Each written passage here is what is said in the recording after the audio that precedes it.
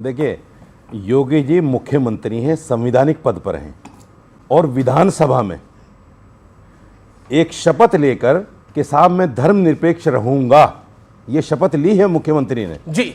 धर्म की बात कर रहे हैं, क्या ये गैर संवैधानिक नहीं है? कहना चाहता हूं, आप सब लोगों से एक बार बात करना चाहता हूं, क्या इस देश में हम लोग अपने माता पिता को नमस्कार प्रणाम या सत श्री अकाल करना इसलिए छोड़ दें कि बाहर जाएंगे तो पड़ोसी को बुरा लगेगा? क्या आप ऐसा क्यों करते हो?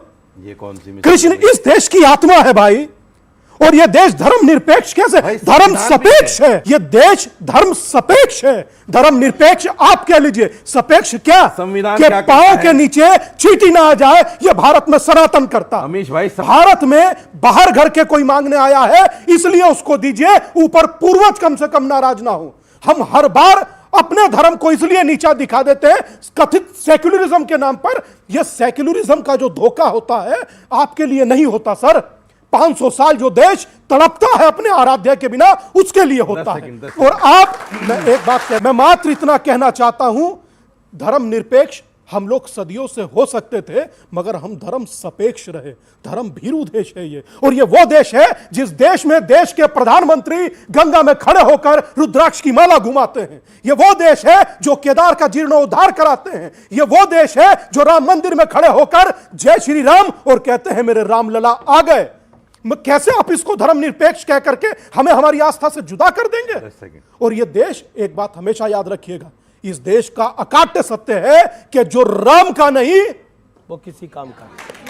जी जी, आप लला की बारी भी ये सेकुलरिज्म के विरोध में लग रहा था। जब लाल कृष्ण आडवाणी रथ लेके निकले, नरेंद्र मोदी उनके सारथी बने, तो पूरे देश के विपक्ष ने बोला, पूरे देश की सरकार ने बोला कि कमलनाथ भारतीय जनता पार्टी कोई चिमटे से भी बीजेपी को नहीं छुएगा। लेकिन एक वो दौर था जब कांग्रेस 400 पे थी और बीजेपी 2 पर थी, और आज एक दौर है जब बीजेपी 300 के पार है और पूरा विपक्ष एक साथ होकर भी मोदी का मुकाबला नहीं कर पा रहा। वो कहते हैं ना, हार गए बैरी, आखिर में रघुवर जीत गए।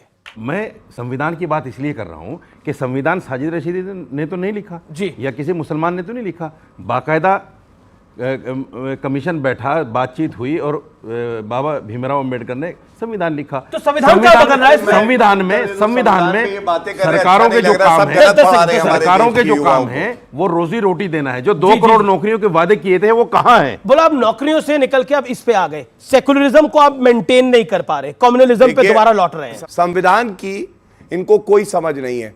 संविधान में कहीं भी शब्द धर्मनिरपेक्ष आया ही नहीं है। संविधान में पंथ निरपेक्ष कहा है, और ये वो देश है जिसके प्रथम राष्ट्रपति डॉक्टर राजेंद्र प्रसाद जी स्वयं गए थे सोमनाथ मंदिर, जब वहां पे पूजा अर्चन था। उसके अलावा रफेल आता है तो नारियल फोड़ते हैं हमारे रक्षा मंत्री। ये वो देश है जहां पे इफ्तार पार्टी 5,000 रुपए की चांदी की प्लेट में कांग्रेस पार्टी देती थी। और वो ये देश है जब हज सब्सिडी देती थी कांग्रेस सरकार, तो पंथ निरपेक्षता कहां जाती? जी जी।